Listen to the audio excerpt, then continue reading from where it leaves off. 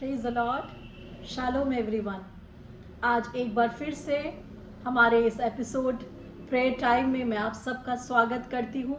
मैं पास्टर विनीता प्रभु यीशु मसीह के वचन को लेकर आप सबके मध्य में हूँ, आप सबके बीच में हूँ, क्योंकि परमेश्वर का अनुग्रह, परमेश्वर की करुणा और परमेश्वर की दया आप सबके जीवन के ऊपर बनी हुई है। इसके लिए मैं अपने परमेश्वर पिता का धन्यवाद करती हूँ। हम मिट नहीं गए, ये परमेश्वर की महान करुणा है। We are not consumed because it is the greatest mercy of God over your life. आप मिट नहीं गए, मैं मिट नहीं गई, ये परमेश्वर की महान करुणा है। आज से और अभी से हम अपनी आँखों को परमेश्वर की करुणा के ऊपर लगाएंगे।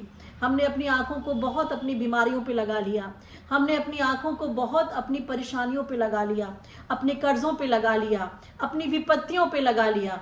Now this is the time to fix our eyes upon the goodness of God. अब समय है कि हम अपनी आँखों को परमेश्वर की भलाई के ऊपर लगाएंगे। हम मिट नहीं गए, ये यहोवा की महान करुणा है। आइए अपनी आँखों को बंद करेंगे और परमेश्वर का धन्यवाद करेंगे। Hallelujah, thank you Lord. पवित्र आत्मा हमारे बीच में, हम आपका स्वागत करते हैं। Holy spirit, we invite you, welcome you to prepare us. हमें तैयार करें पवित्र आत्मा कि आज हम परमेश्वर के प्रकाशन को समझ पाएं, प्रभु के वचन को समझ पाएं, क्योंकि यही वो वचन है जिसके द्वारा तू हमसे बात करता है, हमें गड्ढों से निकालता है, हमें जीवन की रोशनी में लेके चलता है, और यही वचन है जो हमें आपसे कनेक्ट करता है। होली स्पिरिट, हम आपका स्वागत करते हैं, हम आपका इंटरवेंशन चाहते हैं। आज जितने भाई और बहन इस वचन को सुन रहे हैं, पवित्र आत्मा आप हर एक के हृदय को मूव करें और हर एक के हृदय को टच करें।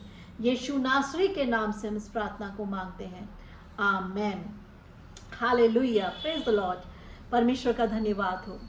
और मैं सच में प्रभु का बड़ा धन्यवाद करती हूँ कि आज जो वचन परमेश्वर ने दिया, जब मैं आज सुबह उठी और प्रभु ने जब मुझे मौका दिया कि मैंने अपने प्रभु के वचन को खोला, तो प्रभु ने मुझे आज एक वचन दिया। वो वचन है आइज़ाया 11, यशाया 11, और जहाँ पे लिखा है, जब यशे के ठूंठ में से एक डाली फूट निकलेगी और उसकी जड़ में से एक शाखा निकलकर फलवंत होगी।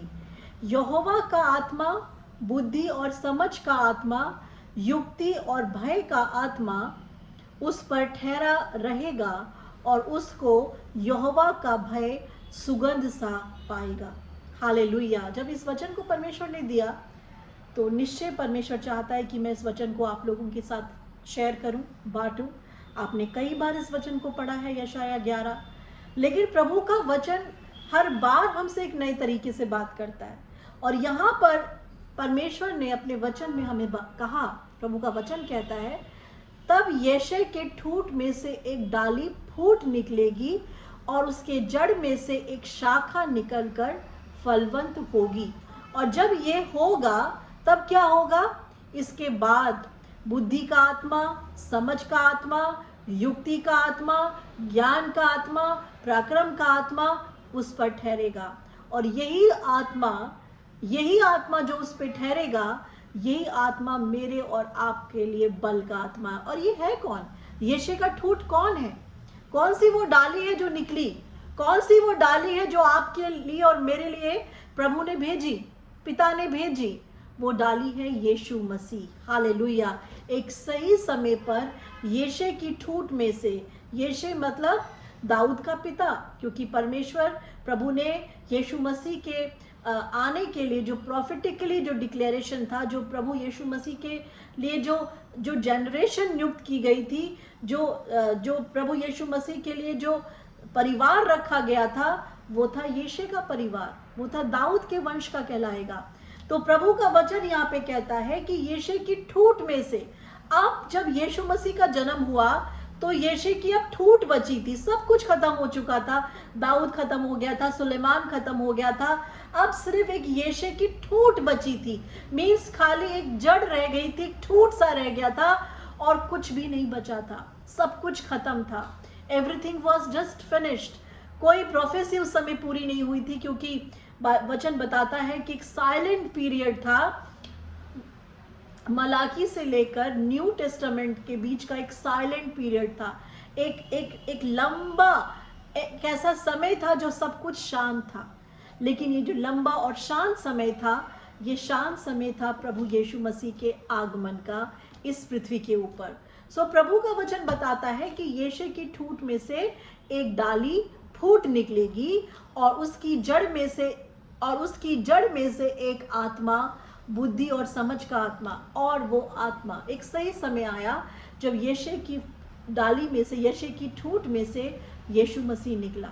प्रोफेसी हुई, यशाया ने प्रोफेसी करी, जरमाया ने प्रोफेसी करी, आमोस ने प्रोफेसी करी, और जो भी प्रभु के बड़े बड़े दास थे, प्रॉफिट्स थे, उन्होंने बताया कि प्रभु यीशु मसीह का आगमन निकट है, वो आने वाला है, जो पृथ्वी के ऊपर परमेश्वर के एक बड़े मिशन को लेकर आएगा, एक बड़ी योजना को लेकर आएगा, और वो साल्वेशन की है, उद्धार की है। मनुष्य जाति को किस प्रकार से पाप के बंधन से आजाद करना है, मृत्यु के बंधन से आजाद करना है, बीमारी के बंधन से आजाद करना है, ये सारी योजनाओं को लेकर यीशु की ठूंठ में से एक डाली आने वाली थी जिसका नाम यीशु मसीह था।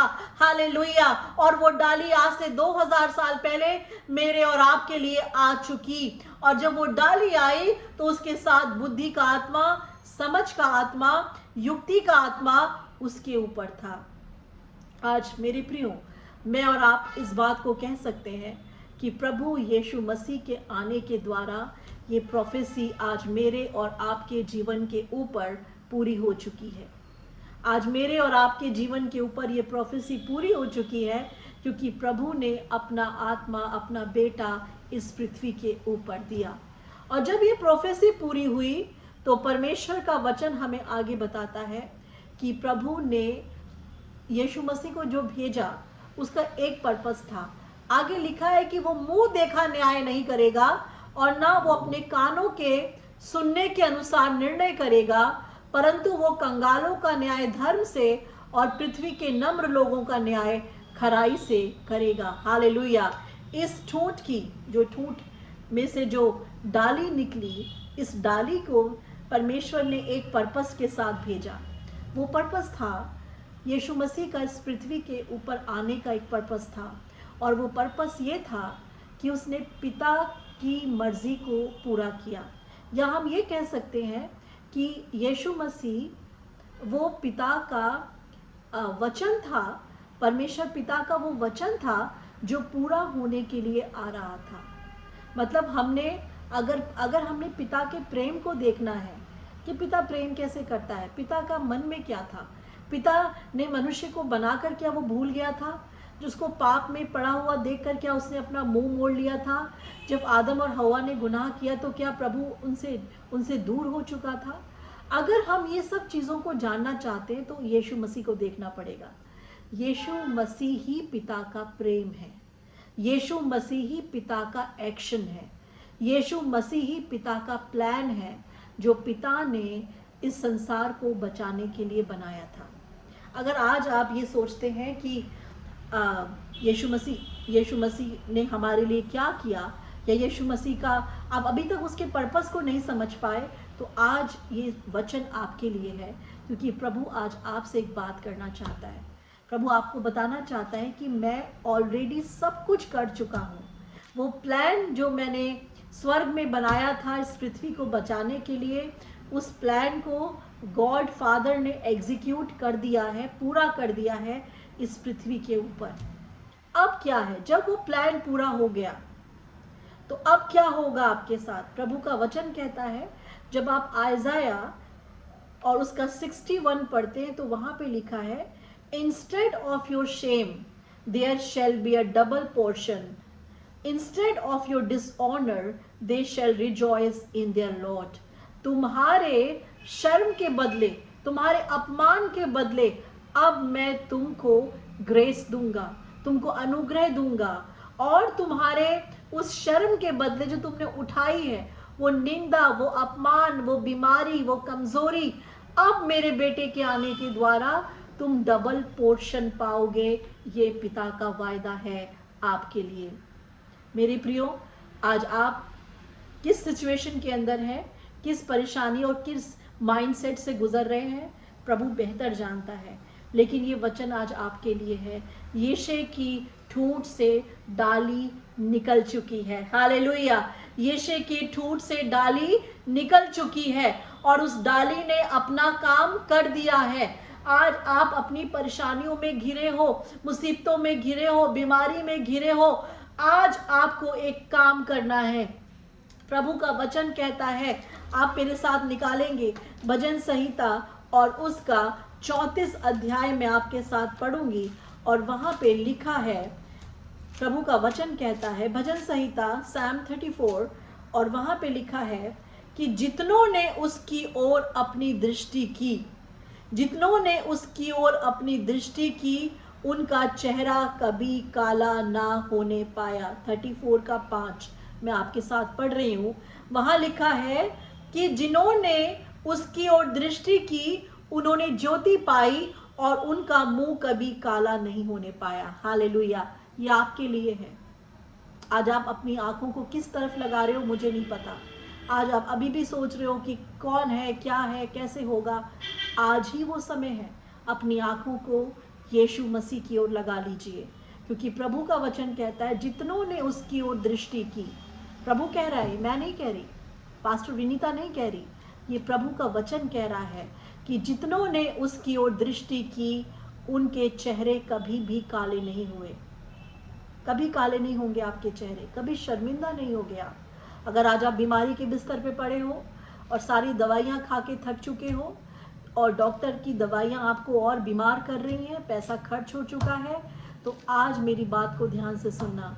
दवाइयों को साइड करो और अपनी आँखों को यीशु मसीह पे लगाओ और बोलना शुरू करो, प्रभु मैं आज से अपनी आँखें आपके वचन के अनुसार आप पे लगा रहा हूँ, क्योंकि आपका वचन कहता है उसी के कोड़े खाने से तुम चंगे हुए हो। मैं आज से इस वचन को रिसीव करता हूँ, बोलता रहूँगा, क्योंकि तूने मुझे बोलने के लिए जुबान दी है। आपको डिक्लेयर करना है, ऑलरेडी सब कुछ पूरा हो गया। प्रभु का वचन कहता है जिन्होंने उसकी ओर दृष्टि की उनके चेहरे कभी भी काले नहीं हुए। हालेलुया। कभी भी काले नहीं हुए, कभी काले नहीं पड़े उन लोगों के मुंह जिन्होंने प्रभु की तरफ आंखें की। वचन बताता है एक स्त्री जिसको 12 वर्ष से लहू बहने का रोग था, एक बड़ा रिस्क लेकर वो यीशु मसीह के पास आई थी। भीड़ तो ऐसी भीड़ थी जो पथरवाह करने वाली भीड़ थी, जो ऐसी लेडीज को जो इस इम्प्योरिटी से गुजर रही होती थी, मोसेस की लॉ के अनुसार पथरवाह करके मार दिया जाता था। लेकिन इस औरत ने एक रिस्क लिया। कई बार आपको अपनी लाइफ के अंदर रिस्क लेना पड़ेगा। हो सकता है वो क्या रिस्क है मुझे नहीं पता, लेकिन पवित्र आत्मा इस समय आपसे बात कर रहा है। रिस्क लेना पड़ेगा यीशु मसीह के पास आने के लिए, रिस्क लेना पड़ेगा अपनी आंखों को उठाने के लिए। हो सकता है अभी आपके कानों में आवाज आ रही हो, नहीं ये वाली दवाई खाऊंगी तो ठीक हो जाऊंगी, उस डॉक्टर के पास जाऊंगा तो ठीक हो जाऊंगा, लेकिन अब तक आपकी सिचुएशन वैसे ही है। रिस्क लो प्रभु के पास आने के लिए, छोड़ो उन चीजों को। मैं गारंटी देती हूं आपको इस बात को, जब आप प्रभु के पास आओगे, रिस्क लोगे। इस औरत ने रिस्क लिया। ये आई तो बीमारी में थी, लेकिन गई बीमारी में नहीं, इज्जत दिया। परमेश्वर का वचन कहता है कि तेरे शेम के बदले, तेरी शर्म के बदले मैं तुझे दूना भाग दूंगा। ये शर्म में आई थी, शेम में आई थी, डरती हुई आई थी, लेकिन जब चंगाई मिली तो ये ग्लोरीफाइड हुई। प्रभु ने इसको महिमा दी, ये शर्म में वापस नहीं गई। This is the same thing going to happen in your life. यही चीजें आज आपके लाइफ के लिए भी प्रभु करना चाहता है। आप शर्म में आ सकते हैं, आप घबराहट में आ सकते हैं, आप बीमारी में आ सकते हैं, आप ब्रोकन हार्टेड आ सकते हैं, लेकिन आप जैसे आओगे वैसे जाओगे नहीं। आने का रास्ता कुछ और है और जाने का रास्ता कुछ और है। प्रभु का वचन कहता है तुम्हारे शर्म के बदले, तुम्हारी बीमारी के बदले, तुम्हारी तकलीफों के बदले मैं तुमको दूना भाग दूंगा जो तुमने खो दिया है। ये उसका वचन कहता है। प्रभु का वचन कहता है भजन संहिता 34 और उसके 19 में लिखा है, धर्मी पर बहुत सी विपत्तियां पड़ती तो हैं, बहुत सी विपत्तियां पड़ती हैं धर्मियों के ऊपर। अगर कोई धर्मी है, धर्मी हम कैसे? अपने कामों से नहीं है, यीशु मसीह पे विश्वास करने के द्वारा आप धर्मी बने हैं और उसके बाद आपके काम काउंट होते हैं। उससे पहले जब तक आपने प्रभु पर विश्वास नहीं किया, आप कितने भी भले काम कर लो, वो काउंटेबल नहीं है। मसीह में आने के बाद जो आपके भले काम हैं वो तब काउंट होते हैं। सो प्रभु का वचन कहता है धर्मी पर बहुत सी विपत्तियां पड़ती तो हैं। हम धर्मी कैसे बने? मसीह के ऊपर विश्वास करके, उसके फिनिश वर्क पे का विश्वास करके, उसके ऊपर विश्वास करके कि वो मेरे लिए आया, मेरे लिए मारा गया, मेरे लिए गाड़ा गया, मेरे लिए जी उठा और मेरे लिए वो दोबारा आएगा, और सब कुछ उसने मेरे लिए पूरा कर दिया। तो प्रभु का वचन कहता है धर्मी पर बहुत सी विपत्तियां पड़ती हैं। आप धर्मी हैं, विपत्तियां आएंगी, लेकिन एक बात और लिखी है, पड़ती तो है पर यहोवा उन सब से उसको बाहर निकालता है। हालेलुया। बहुत सी विपत्तियां, so many afflictions are on the righteous but the Lord delivers him out of them all। परमेश्वर उन सब से उनको बाहर निकालता है। Many are the afflictions, बहुत सी विपत्तियां पड़ेंगी। एक से निकलोगे दूसरी, दूसरी से निकलोगे तीसरी, ये पड़ेंगी क्योंकि आप धर्मी हो। धर्मी के ऊपर एक टारगेट रहता है एनीमी का कि मैं किस तरीके से इसको प्रभु से दूर करूं, लेकिन प्रभु का वचन कहता है यहोवा उन सब से उसको निकालता है। ये आयत तब पूरी होती है जब आप निकाले जाओगे। विपत्तियां हैं तो निकासी भी है, विपत्तियां हैं तो रास्ता भी है, दुख है तो रास्ता भी है, चंगाई भी है। ध्यान से सुनिए, आज परमेश्वर का वचन क्या कह रहा है। बहुत सी विपत्तियां पड़ती तो हैं, पर परमेश्वर उन सब से उसकी रक्षा, उन सब से उनको बाहर निकालता है। आज आप अगर बाहर निकलना चाहते हैं, अगर आज आप चाहते हैं, तो आज अपने माइंडसेट को चेंज करो। अपने आप को ये मत सोचो कि हम जैसे आए हैं हम वैसे ही इस दुनिया को छोड़ के जाएंगे। आप जैसे आए हो वैसे नहीं जाओगे।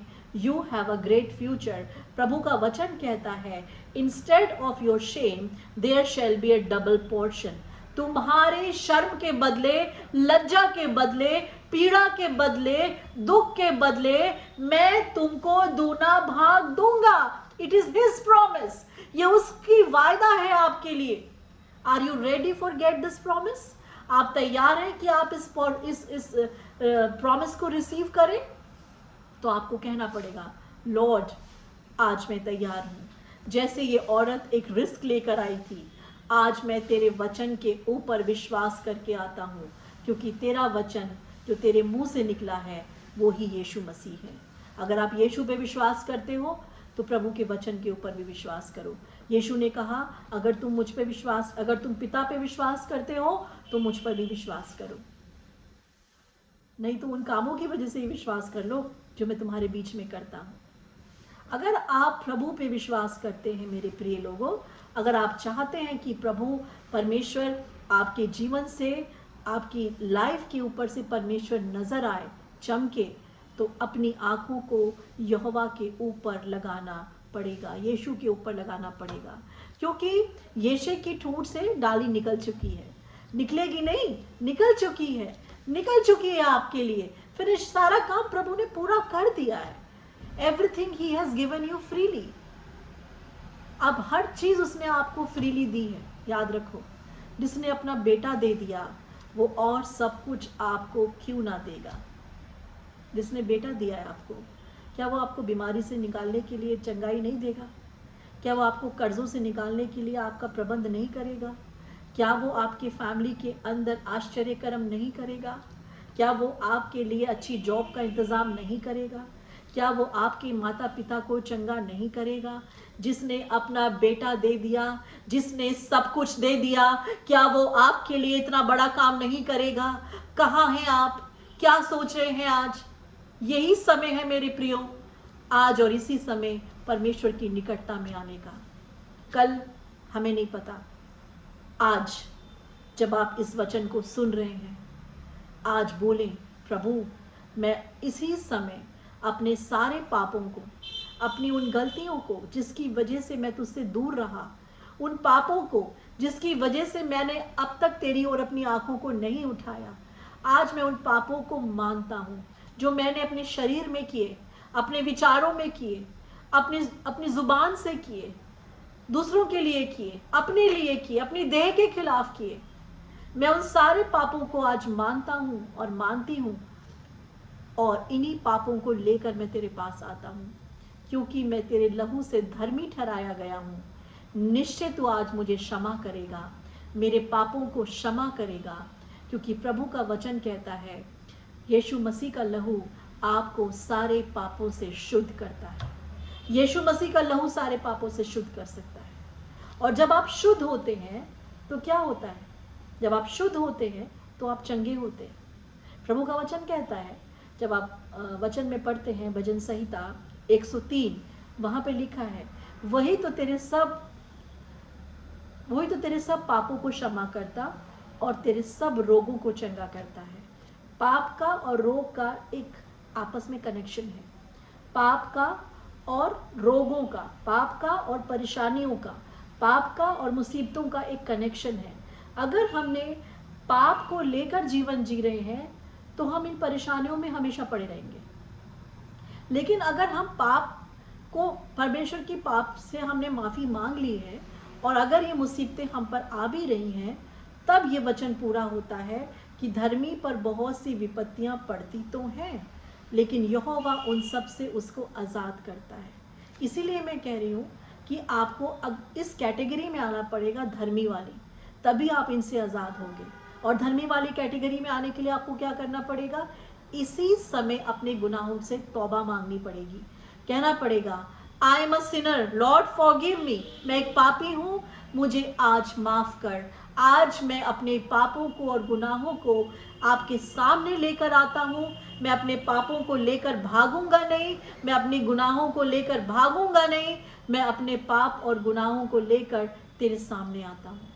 और मुझे विश्वास है यीशु मसीह का लहू मुझे सब पापों से शुद्ध करता है। और आज मुझ पे दया की जाएगी और आज से मैं तेरा बेटा और तेरी बेटी बनता हूँ। डिक्लेरेशन है ये, आपको कहीं जाके डुबकी नहीं लगानी, आपको कहीं जाकर किसी फॉर्मेलिटी को पूरा नहीं करना। प्रभु आपके अंदर रहता है, आपकी मुंह से सुनना चाहता है, आपको आपकी चेतना में लाना चाहता है कि हाँ, मुझसे गलतियां हुई हैं।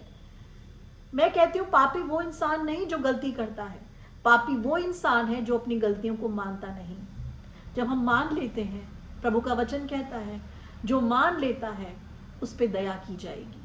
जो मान लेते हैं कि हमसे गलती, हर इंसान से पाप होता है, लेकिन जब तक आप शरीर के अंदर हो आप पाप करोगे। लेकिन आप जैसे ही अपना कनेक्शन, अपने पाप को, अपने गुनाहों को प्रभु के आगे रखते हो, प्रभु इतना महान है, इतना दयावान है कि वो आपको अपने बेटे यीशु मसीह के लहू के द्वारा धर्मी ठहराएगा। और जब आप धर्मी ठहराए जाओगे तब ये वचन पूरा होगा, धर्मी पर बहुत सी विपत्तियां पड़ती तो है, पर यहोवा उन सब से उसको आजाद करता है। आप सारी विपत्तियों से आजाद किए जाओगे। घर में कलेश है, थोड़े समय के बाद सब कुछ खत्म, सब कुछ, बीमार हो सब कुछ खत्म, क्योंकि आप वचन को के अंदर जीना सीख जाओगे। जब प्रभु ने, परमेश्वर ने मनुष्य को, जब इज़राइलियों को मिस्र से बाहर निकाला, तो प्रभु ने उनकी भूख को ख़त्म करने के लिए, उनकी भूख को शांत करने के लिए प्रभु ने उनको मन्ना खिलाया, स्वर्गीय रोटी खिलाई। और ये स्वर्गीय रोटी उनकी भूख को शांत करती थी। और ये स्वर्गीय रोटी इसलिए भी दी ताकि प्रभु नहीं चाहता था कि ये किसी और के आगे मांगे। प्रभु नहीं चाहता था कि ये दूसरे देश के लोग, दूसरे जगहों के लोग इस रोटी की वजह से इनको दोबारा गुलाम बना लें। प्रभु ये नहीं चाहता था।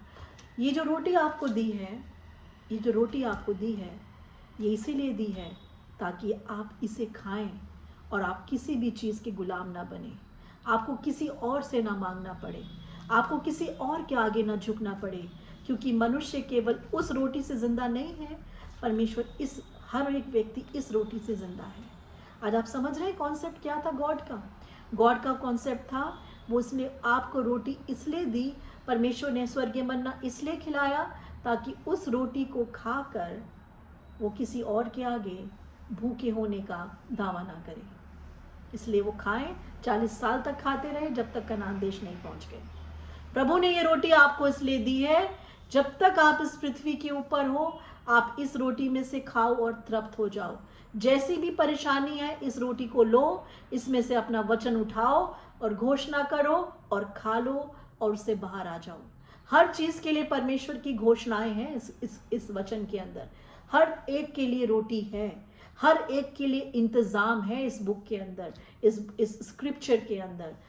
अब हमें करना क्या है?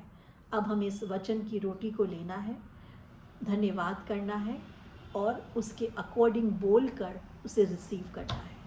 सो मेरे प्रिय लोगों, मैं विश्वास करती हूँ कि आज आप इस कॉन्सेप्ट को समझ पाए हैं। प्रभु ने ये रोटी हमें इसलिए दी ताकि हमें भूखा ना रहना पड़े, हमें किसी से मांगना ना पड़े, हमें दुनियावी लोगों के आगे भूख का अपना दिखाना ना पड़े कि हम कितने भूखे हैं।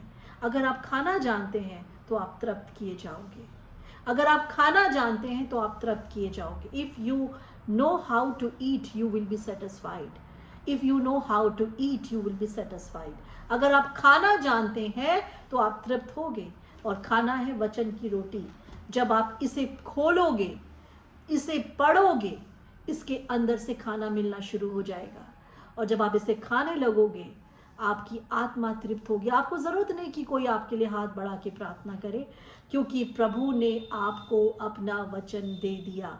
उसने अपना बेटा आपके लिए दिया है, किसी पर्टिकुलर इंसान के लिए नहीं दिया। सिर्फ विनीता मैसे ही प्रेयर करेगी तो सब कुछ नहीं होगा। उसने आपके लिए अपना बेटा दिया ताकि आप उसके द्वारा धर्मी ठहरो, और धर्मी बन के जब आप प्रार्थनाएं करो तो आपकी प्रार्थनाएं सुनी जाए। This is the concept of God.